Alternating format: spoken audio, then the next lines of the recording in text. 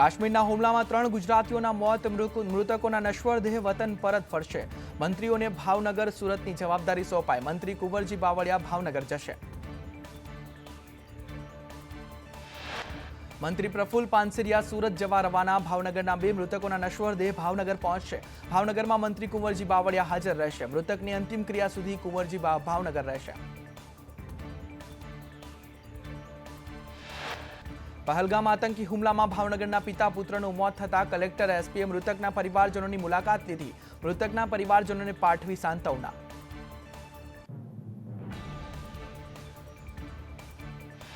પહલગામના આતંકી હુમલામાં 3 ગુજરાતીઓના મોત, ભાવનગરના પિતા પુત્રના આતંકી હુમલામાં મોત. નીમુબેન બામણિયા જમ્મુ કાશ્મીર તંત્ર સાથે સંપર્કમાં. સુરત ભાવનગરના પ્રવાસીઓ માટે વ્યવસ્થા કરાઈ. એફસીઆઈના અધિકારીઓને જમ્મુ કાશ્મીર મોકલ્યા. ગુજરાતીઓ સુરક્ષિત પરત આવે તે માટે વ્યવસ્થા કરવામાં આવી. પહલગામ આતંકી હુમલામાં સુરતના યુવકનું મોત નીપજ્યું. યુવકના મૃતદેહને અમદાવાદ બાદ સુરત લવાશે. સુરત ખાતે શૈલેષ કથડિયાની અંતિમ સંસ્કાર કરવામાં આવશે.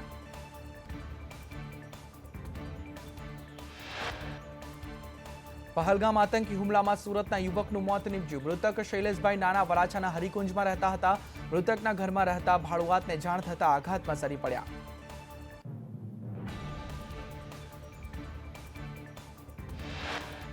આતંકી હુમલા બાદ જમ્મુ કાશ્મીરથી ગુજરાતીઓને પરત લવાશે. રાજ્ય સરકાર કેન્દ્ર સરકાર સાથે સતત સંપર્કમાં. 3 ગુજરાતીઓના મોત નીપજ્યા.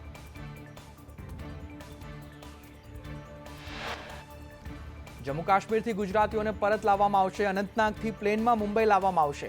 વલસાડથી મેડિકલ ટીમ મુંબઈ જવા રવાના. મામલતદાર સાથે ટીમ મુંબઈ જવા રવાના થઈ.